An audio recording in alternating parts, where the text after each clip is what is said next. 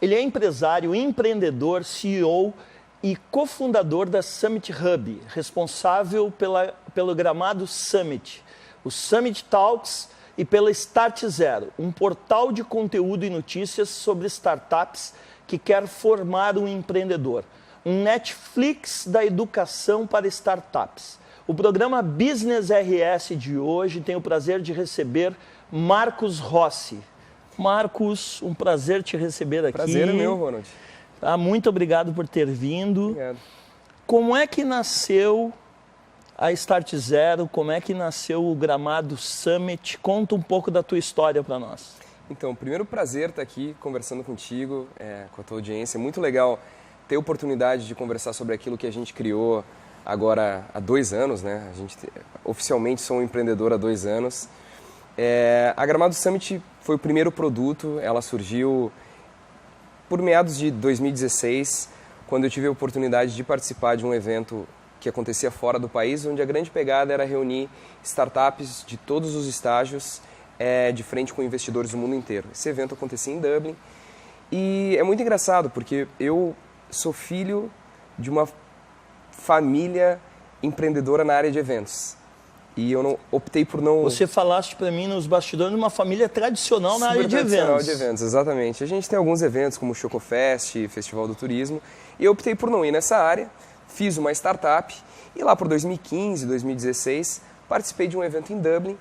E esse evento em Dublin era focado em reunir startups, investidores, todo o ecossistema de inovação a nível mundial. Cheguei no evento e descobri que era incrível o potencial de um evento, no sentido de ter propósito, reunir pessoas e dar oportunidade para a formação de novos empreendedores. Acabou que em 2016 para 2017 eu disse, cara, vou fazer a mesma coisa, ou tentar realizar com tanta maestria quanto a Web Summit, um evento igual em Gramado. E aí a gente criou em 2017, janeiro de 2017, a Gramado Summit, que seria o primeiro evento a nível de Brasil, com o foco de pegar startups em early stage, ou seja, no seu estágio mais inicial, colocar de frente com todo o mercado, com investidores e ao mesmo tempo pegar uma cidade como Gramado, onde 90% do PIB da cidade provém do turismo, trazer a proposta de uma nova conversa, do digital, da inovação e de repente assim acabar criando um novo pilar econômico para a cidade. 2017 aconteceu o evento e foi um sucesso, sim. Claro que ele, relativamente, na primeira edição foi pequeno, a gente reuniu... O que é normal, né? Porque o evento tá começando. Exatamente. A gente reuniu 600 pessoas dia. Olha! Na primeira edição, só que a gente ganhou... Quantos dias ele dura? São 3 dias. São 3 dias. Mas a gente ganhou um conceito muito forte, assim, porque realmente era o primeiro evento que se propunha a trazer a palavra startup em sua amplitude. Normalmente, quando a gente ouve startup, a gente lembra de WhatsApp, Uber, Airbnb, os grandes players de mercado e os brasileiros também, 99 e por aí vai. Perfeito. Só que a gente esquece que existe muita startup que ainda está na garagem, está saindo do MVP, desenhando um business plan, que está do 0 e 1. E era esse cara que para Gramado Summit era fundamental, dar oportunidade para que esse cara, que muitas vezes não tem oportunidade de conversar com o investidor, conversar com o mercado, ele encontrasse na Gramado Summit uma plataforma de conexão. E aí foi onde a gente acertou. Passou 2017, a gente foi para 2018, a Gramado Summit virou empresa. Eu acabei me pegando no momento onde eu fazia eventos, aquilo que inicialmente eu não queria, eu acabei fazendo evento e gostando. E 2018 agora, Ronald, em agosto, a gente reuniu, já na segunda edição, mais de 2.500 pessoas por dia. Por dia, que fantástico. Foi muito legal, bem mais do que dobrou, né? Quer dizer, quadruplicou praticamente. A gente fez um cálculo até, não só na questão de número de pessoas, mas o tamanho da feira. Em 2017, a gente ocupou uma área física de 800 metros quadrados, arredondando. Em 2018, a gente ocupou 5.600 metros quadrados de área. Então, foi uma coisa... E qual a previsão para 2019, então, já que nós estamos nesse contínuo de crescimento? A gente tem uma ideia de ocupar 10 mil metros quadrados de área, colocar mais de 200 startups em exposição, ter pelo menos 4.000 pessoas por dia, e a gente está aí com 120 palestrantes. E é muito legal que a gente vai agora 2019, desde um Serginho Groisman, que é um palestrante confirmado, a um former designer da Apple, o CEO do Play Kids. É muito legal. A gente hoje abraça quase que um slogan onde a Gramado Summit é o maior brainstorming que o Brasil já viu. focado no digital, focado na startup, mas a gente é um local onde as grandes ideias de futuro acontecem, porque o futuro a gente não sabe como é, então a gente não prevê ele. Perfeito. A gente cria ele. A gente cria e a Gramado Summit quer ser esse celeiro de criação.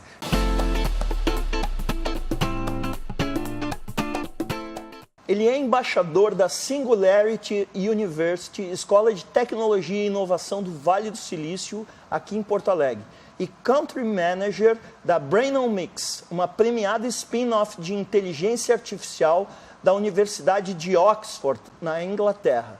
O programa Business RS de hoje tem o prazer de receber Renato Cunha. E aí, Renato, tudo bem? Muito obrigado pela tua vinda aqui no programa Business RS. Né? Nós temos falado bastante sobre tecnologia, sobre disruptura, sobre inovação. E para começar o nosso bate-papo, eu gostaria que você falasse o que é a Singularity University, o que ela faz, e depois nós abordamos os outros conceitos que nós trouxemos na apresentação. Perfeito. Ronald, em primeiro lugar, muito obrigado pelo convite. É um grande prazer estar aqui falando sobre assuntos que me são tão importantes e que estão tão em evidência no momento. Né? São assuntos que têm trazido muita repercussão, né? Todas essas mudanças. A Singularity University completou 10 anos esse ano, em 2018. Ela foi criada em 2008 por Ray Kurzweil e Peter Diamandis. E é uma universidade um pouco fora do padrão convencional, ou seja, ela não tem cursos regulares, cursos formais como uma Stanford, por exemplo, e ela focou desde o seu começo com um propósito muito interessante, que é como impactar 10 bilhões de pessoas, 1 bilhão de pessoas nas próximas décadas. Que fantástico. De forma positiva, ou seja, um impacto endereçado aos grandes desafios que a gente tem como humanidade hoje. Educação, saúde, prosperidade, segurança, são 12 grandes desafios que a gente tem, que a Singularity se dedica a isso como uma forma de prover um mundo melhor para a gente. Quais as atividades que vocês têm promovido pela Singularity aqui no Rio Grande do Sul? Certo. Bom, a gente, desde que lançou o chapter aqui, dos objetivos é justamente ajudar o nosso ecossistema a se conectar. A gente criou um time de lideranças que são pessoas que nos ajudam nos eventos e nas iniciativas da Singularity. Então a gente tem feito eventos que são sponsored, né, patrocinados né, pela própria Singularity, pelo próprio capítulo, ou seja, eventos que a gente cria. O que a gente acha que é algo que não pode competir hoje com o próprio ecossistema, que está bem movimentado no Rio Grande do Sul. E o que a gente tem feito bastante é participar dos eventos do ecossistema de inovação, trazendo o propósito, trazendo o mindset de Singularity University para esses eventos. Então, para você ter uma ideia, no ano passado nós participamos de 17 eventos. Esse ano a contagem estava em 15, ou seja, dá praticamente um evento por mês, onde a gente está junto, trazendo essa conexão com o Vale do Silício, né?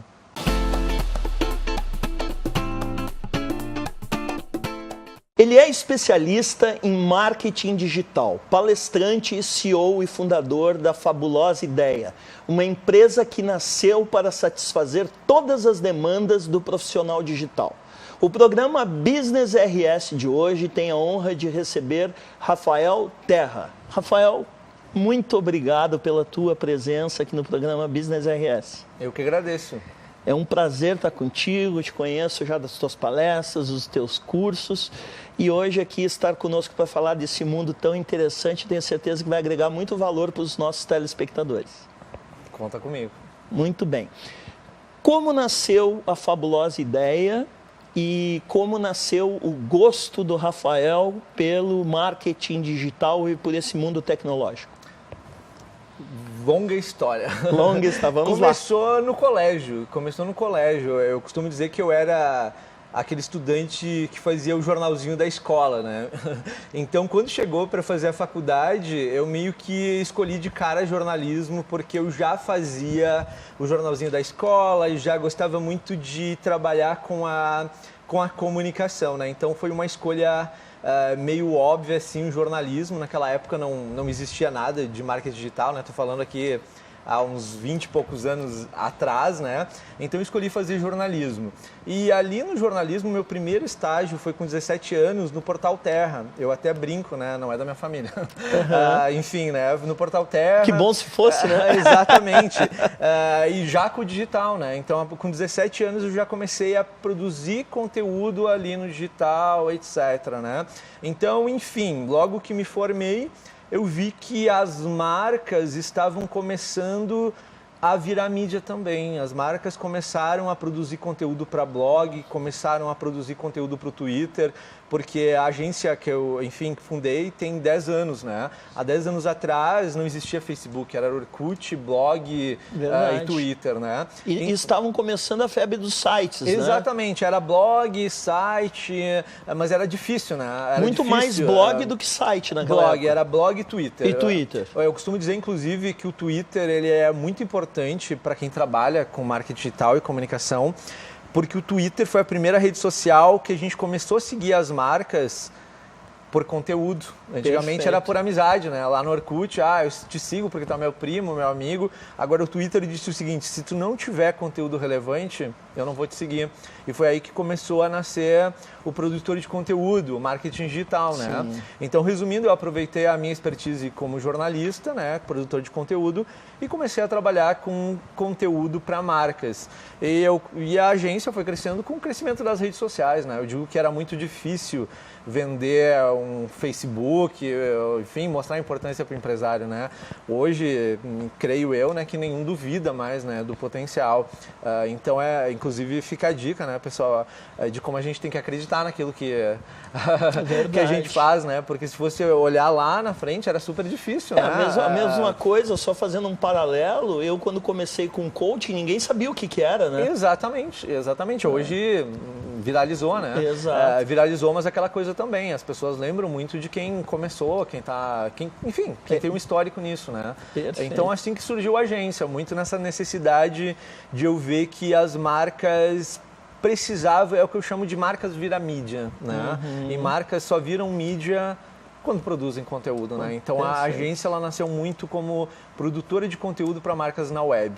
É óbvio, né? Hoje ela não produz mais só conteúdo, porque o conteúdo chega para poucas pessoas, então tu precisa ter anúncios, né? Então a gente tem todo um setor de anúncios, de mídia também, porque eu costumo dizer que rede social é mídia, e mídia funciona melhor pagando, infelizmente, né? Então, e cada vez mais. Cada vez mais, então não podemos mais ser ingênuos, né? Não é mais como era antigamente, há 6 anos atrás, que fazia conteúdo no Twitter e bombava. Hoje, se tu não tiver um anúncio lá, perfeito, não chega para ninguém, né? E hoje, boa parte das pessoas conhecem os mecanismos, né, como funcionam as mídias sociais. Como é que tu leva isso para o teu cliente? Como ter o algo a mais nas mídias sociais? Perfeito. Eu costumo dizer que entra aí a relevância, né? Mas o que é a relevância? Eu costumo dizer que relevância é ajudar outro dentro de um contexto, né? Como que você, com a sua marca, você vai ajudar a dor de algum cliente na internet através de conteúdo, né? Vou dar um exemplo, né? A expressão mais procurada no YouTube é como fazer algo. Como fazer algo. Então, vou dar um exemplo de um cliente nosso. A gente atende a Nath Frangos. Talvez vocês já consumiram, né? Então, se a gente sabe que as pessoas procuram como fazer algo no YouTube, uma empresa de frangos tem que explicar no YouTube, tem um canal de receita de 100 receitas de como fazer frango. Da pessoa que está lá procurando como fazer frango com salpicão. Tem que aparecer a Nath lá, porque afinal de contas, né, é aí que gera a relevância da marca. Quando o cliente está procurando aprender algo, a marca está lá para ajudar ele. Então a marca é relevante o quê? Quando ajuda o cliente com conteúdo ou quando entretém esse cliente, né? Porque o entretenimento nas redes é o tipo de conteúdo mais compartilhável. Então, por exemplo, a marca entrar em movimentos que já estão acontecendo na web é muito importante, né? Os chamados memes, né? Cada semana tem um movimento na web, o meme da semana, né? Então, a marca é relevante quando ela ajuda o cliente com conteúdo ou quando ela entretém. Só quando consegue essas duas coisas realmente cria uma relevância. Mas o principal, assim, eu digo que o pulo do gato é a continuidade. Reputação é repetição. É a marca que realmente é fiel ali. Cada terça-feira, cada quarta, cada quinta tem um tipo de conteúdo. Porque tu cria o quê? Um elo com esse consumidor. Ele vai acessar o teu canal de YouTube. Ele sabe que naquele dia, naquele horário, vai ter um conteúdo interessante. Eu sempre digo, né, Ronald, que as pessoas precisam de um motivo. Um motivo. Se tu não dá um motivo para elas te seguirem no Instagram, por que elas vão te seguir lá? Ou no Facebook, ou na... Então, essa questão do ter editorias de conteúdo fixa na cabeça do leitor é muito importante, porque tu dá um motivo. Se eu digo, cada quinta-feira eu faço uma live no meu Instagram, eu vou levar as pessoas na quinta para o meu Instagram. Se elas gostarem do conteúdo, elas vão seguir de volta. Então, resumindo, eu diria aí que o pulo do gato é você dar um bom motivo para as pessoas irem até o canal, certo?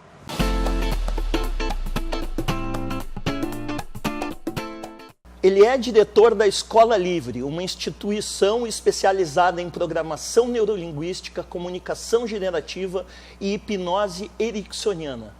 Master Trainer em Programação Neurolinguística pela Universidade da Califórnia e especialista em Marketing e Comunicação Organizacional pela SPM.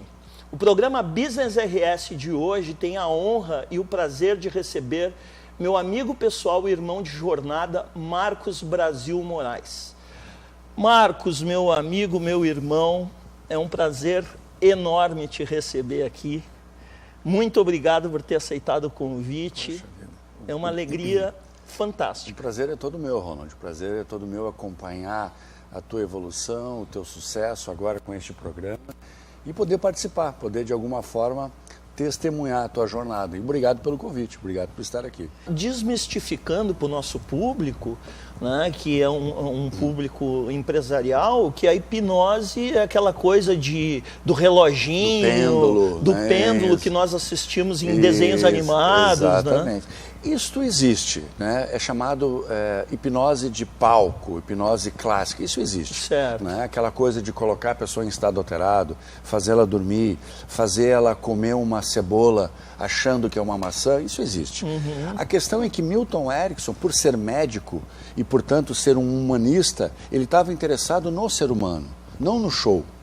Ele estava interessado em ajudar aquele ser humano a mudar. Né, de alguma forma mudar os seus estados emocionais e a partir daí mudar os seus comportamentos. Marcos, onde é que entra a comunicação generativa nisso?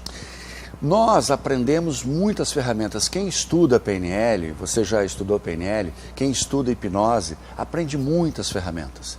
E aí no momento que você assume uma missão, uma carreira de ajudar as pessoas, fazendo intervenção pessoal, como faz o coaching, muitas vezes o programador neurolinguístico ele não sabe qual ferramenta utilizar para aquele caso, para aquele outro caso. O que nós criamos então? Um método que reúne os principais conceitos, as principais ferramentas para que a pessoa tenha um roteiro, um método que possa usar na hora de fazer a intervenção. Por que o ser humano tem tanto medo? Certo. Ao contrário do que muitas vezes a gente pensa, Ronald, o medo é o que nos trouxe até aqui. O ser humano está evoluindo aí há 200 mil anos, o Homo sapiens. E foi exatamente o medo que nos trouxe até aqui. O medo faz a gente se proteger, o medo faz a gente se cuidar. O medo é fundamental. Nos mantém vivos. Exatamente. Nós temos uma estrutura no nosso cérebro triúnico, chamado cérebro reptiliano. Perfeito. E é esse cérebro reptiliano que cuida de todos os meus sinais vitais. Então ele usa principalmente os meus olhos para perceber o que tem em volta e decodificar aquilo que é perigoso e aquilo que não é perigoso. Aquilo que é perigoso eu evito. Qual é o nosso problema? É que nem sempre aquilo que eu acho que é perigoso de fato é. Né? Depende como eu interpreto, Exato, que é o que você deu o exemplo do ambiente aqui agora. Perfeito, ou seja, daqui a pouco, vamos terminar a entrevista, eu vou pegar meu carro, eu vou para minha casa, a questão é, pegar a estrada é perigoso ou não? É claro que existem riscos, não há dúvida. Agora, eu não posso deixar de fazer o que eu quero fazer na minha vida, eu não posso deixar de arriscar, eu não posso deixar de abrir uma empresa porque eu estou com medo do mercado, eu estou com medo do que vai acontecer no país. Então, a gente sempre diz o seguinte, medo é fundamental.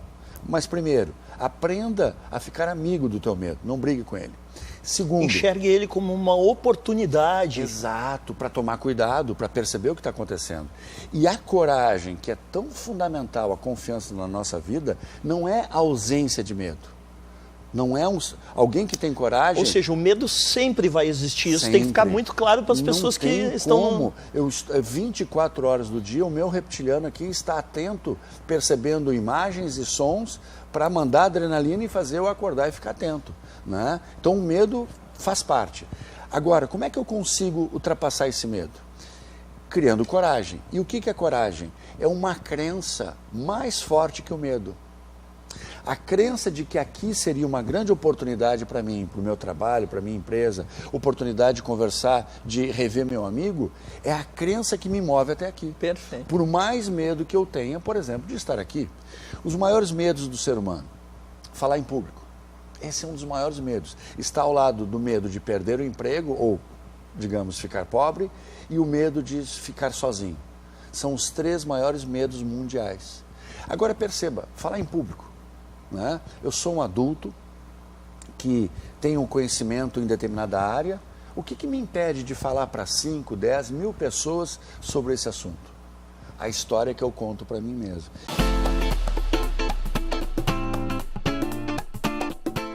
Ele é presidente da Federação das Câmaras de Dirigentes Lojistas do Rio Grande do Sul, a FCDLRS. O programa Business RS de hoje tem a honra de receber Vitor Koch. Vitor, um grande prazer te ter aqui, meu amigo, né? Uma pessoa da tua relevância para o setor varejista do nosso estado. Muito obrigado por aceitar o convite. E eu que agradeço, com muita alegria, participando do teu programa, uma honra. E certamente vamos desenvolver muitos assuntos importantes e inerentes ao mundo do varejo. Muito bom. Vitor, vamos começar então com uma pergunta que o nosso público já deve estar curioso. Como é que foi os últimos anos para o mercado varejista, de 2016 para cá, né, que foi quando começou a crise, em especial 2018, um ano extremamente desafiador, com Copa, eleições, crise, tudo junto. Verdade. O ano de 2018 ele foi muito desafiador e lá no início do ano a gente previa um crescimento além, né, do que aconteceu. Tu falaste muito bem a questão da crise, mas nós já estamos enfrentando um cenário econômico muito difícil praticamente há 6 anos, né? E esses picos assim de recessão realmente aconteceram lá de 2015 para frente, onde o comércio foi muito afetado. E no ano de 2016, para tu teres uma ideia, os nossos telespectadores também, nós tivemos 108 mil lojas fechadas, né? Isso representou aproximadamente 190 mil pessoas desempregadas no varejo no Brasil. E o ano de 2018, então, onde nós estimávamos que haveria uma recuperação, nós tivemos aí vários fatos que não permitiram que isso acontecesse. Um deles, que foi gravíssimo, foi ali em maio, que foi a greve dos caminhoneiros e uma greve que a gente acreditava que isso poderia se resolver em 30, 40 dias, mas os reflexos dessa paralisação se deram por mais de 120 dias. Então, aquela greve dos caminhoneiros, ela afetou todos os setores produtivos, não foi só o varejo. Ela afetou o setor do agronegócio, o setor primário, afetou todo o sistema produtivo, ou seja, todo o manufaturado, ela afetou o comércio fortemente e, consequentemente, também os serviços. Perfeito. Nós tivemos aí pequenos agricultores, por exemplo, que aqui naquela região do litoral, ali, terra de areia, aos arredores ali, que plantam frutas e frutas vermelhas e hortaliças, que tiveram a sua produção quando foi colhida, quando foram entregar, pararam na rodovia e aquela carga se estragou. E ainda o que estava para ser colhido também foi perdido em razão de que não poderia colher e não poderia transportar. Nós tivemos aí depois aquele problema do abastecimento de combustíveis, que as pessoas não conseguiam se deslocar, tivemos filas enormes de 4, 5 horas nos postos de combustível, houve a alta do combustível significativa que tirou o dinheiro da população e propriamente do consumo, né? E depois que isso passou, nos 120 dias que a gente aproximadamente calcula, o que aconteceu? Aí se aproximaram as eleições, onde havia uma grande dúvida das pessoas o que aconteceria com o futuro do Brasil. Não, e só assim, para te ajudar na linha de raciocínio, você falou 120 dias, pegou a Copa ali em seguida, Pegou né? a Copa em seguida, que a Copa por si só não teve tamanha influência como nos outros anos que aconteceu, como quando aconteceu, já teve paralisações, dias parados, enfim, né, no Brasil, mas o prejuízo, o tempo de paralisação, né, a recuperação, porque não houve só um prejuízo, mas houve também um aumento da inadimplência das pessoas. Porque quando tiveram prejuízos, deixaram de faturar, o seu fluxo de caixa ficou comprometido e os atrasos aconteceram. Atrasos bancários, atrasos nas lojas, atrasos de empresas Foi um duplicatas. efeito cascata, na verdade, Exatamente. né, Então, isso tudo fez com que a economia ficasse retraída. E aí, quando aconteceram as eleições, conforme eu vinha falando, aconteceu aquelas incertezas, né, onde as pessoas não sabiam o que iria acontecer. Se tu lembra bem, até 30 dias, 20 dias antes das eleições, a gente não tinha uma definição clara. Aconteceu o episódio da facada no agora presidente Bolsonaro, então havia ali uma insegurança da população. E quando há uma insegurança, quando não há um índice de confiança adequado, as pessoas se retraem. Não só os consumidores, os clientes, mas também todo o empresariado, os investidores especialmente, né? Então, é realmente um ano extremamente difícil, mas que ali no final deu a sua retomada, né? E nós tivemos aí alguns fatos muito importantes no ano de 2018. O que aconteceu? Nós tivemos um incremento do PIS/PASEP, que o governo federal resolveu liberar, né? E nós tivemos esse montante, um montante significativo no país todo e no Rio Grande do Sul, né? Nós tivemos ali a antecipação do 13º para os aposentados, depois nós tivemos a primeira parcela do 13º, nós tivemos algumas empresas que ainda distribuem lucros, né? E que deram lucros e que distribuíram, e aquele ápice do varejo, né? Que é o calendário de dezembro, do Natal, né, onde há um apelo emocional muito grande.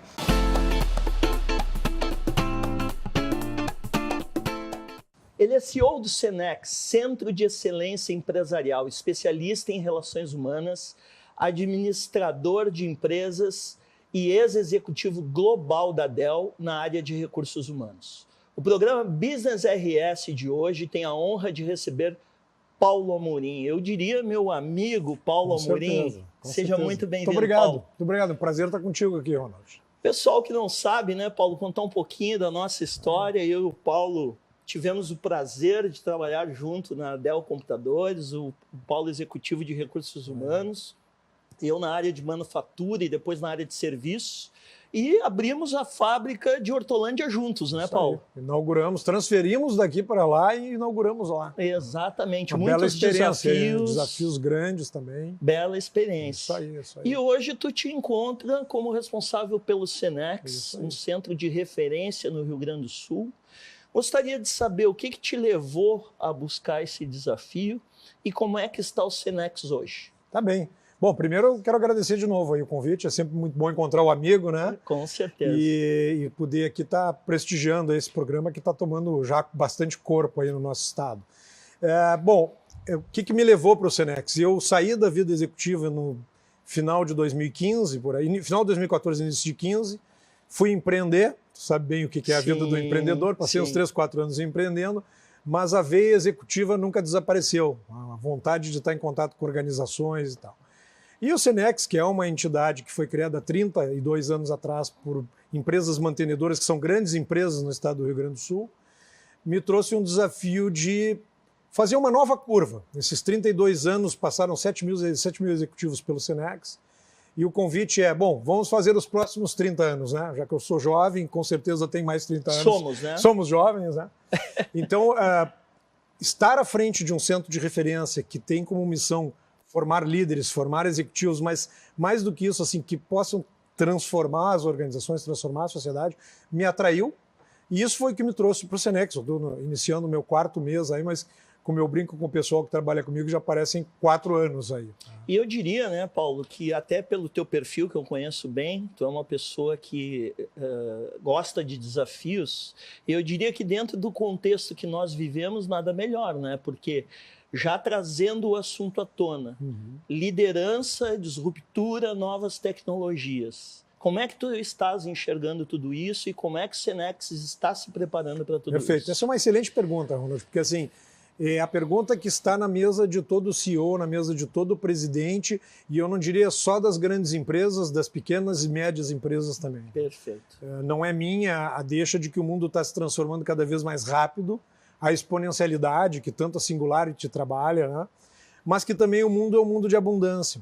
Então, isso está trazendo para a liderança um novo perfil. Depois eu sei que a gente vai poder estar aprofundando um pouquinho mais. O que o Senex está fazendo? O Senex trabalha 3 grandes pilares na formação de lideranças para se preparar para isso. Os nossos facilitadores, as nossas formações, elas se baseiam, primeiro, numa forte experiência acadêmica, científica, então contemporânea, então muito conhecimento por trás. Pessoas com vivência, então assim, ok, não basta ter só a experiência acadêmica, ter vivência, e que trabalham com metodologias ativas de aprendizagem. Esse triângulo em que tu traz a academia, o científico e que tu traz também a aprendizagem junto com a prática, é o que faz com que o Senex esteja se preparando e preparado para vir para esse novo momento. Que formatos nós temos de aprendizagem para esse pessoal que está acostumado com o celular na mão, fica impaciente com vídeos de mais de 5 minutos? Como reter esse pessoal em sala de aula para, de repente, fazer um programa de 200 horas? Eu acho uma pergunta excelente, Ronald, até porque, assim, quando a gente pensa no mundo da aprendizagem, a gente tem que lembrar do mundo ambidestro, né? Nós temos hoje essa turma chegando, mas nós temos uma turma que já está aí, que são os, eu chamo da geração Forever Young, né? Que somos nós, jovens para sempre, né? Então, como é que a gente trabalha o ensino? Então, da mesma forma que as empresas hoje têm que preparar o líder para lidar com os 2 ambientes, a aprendizagem trouxe recentemente, há alguns anos, as metodologias ativas de aprendizagem. E as metodologias ativas de aprendizagem, elas usam pressupostos diferentes. Por exemplo, conteúdo virou commodity. Então, tu vai ler em casa, tu vai assistir um vídeo, etc. Dentro de uma sala, no presencial, tu tem que viver experiências, tu tem que refletir sobre as experiências. Esse é um exemplo, né? Existe o microlearning, acho que nem tem uma tradução, mas esses dias eu aprendi a fazer creme brulee num vídeo de 1 minuto. Tá? Então, que antigamente tu tinha que ler uma receita. Então, tu tem microlearning. Tu tem, por exemplo, tu tem hoje a classe invertida, né, que chama-se Flipped Classroom, que é tu discutir muito mais, debater muito mais em classe. E trazer também tecnologias, realidade virtual, realidade aumentada. Bom, mas como é que tu conjugas isso com a nova geração? Eu gosto muito da ideia do ensino híbrido. Qual é a ideia do ensino híbrido? Tu não precisa ser, lembra, não, tu não precisa ir todo para o novo, e nem, ficar no PowerPoint. Tipo, nem tanto céu, nem tanta terra. Nem tanto céu, nem tanta terra. Presencial, às vezes, não é possível, tem que começar a desvendar cada vez mais o mundo da webinar, como nós estamos aqui, o mundo do vídeo, como é que o mundo da gamificação. Perfeito. Tem que começar a trabalhar a gamificação, e existe uma estatística que diz que em breve 85% da nossa vida estará gamificada, e nós temos que trazer isso para a aprendizagem. E já tem hoje... Tem várias startups atuando nisso. Então, as entidades de educação, e é o caso do Senex, elas começam a se aproximar desses 2 mundos. No tradicional, a gente fica com o presencial, a gente fica com alguma coisa de conteúdo, mas sai daquela classe, aquela sala de aula tradicional, o professor clicker, né, que é aquele que tem mais slides do que tempo de aula e fica só clicando o slide, e entra para o mundo experiencial. Então assim, ó, Ronald, vai lá, experiencia, vamos vir aqui para dentro de casa e vamos discutir como é que foi a experiência. Como é que foi? Só para fechar essa tua pergunta, existe uma pirâmide chamada pirâmide de William Glasser, que ela trabalha... entrego em sala de aula. Então, Agradecemos a sua audiência e até o próximo programa. Até lá.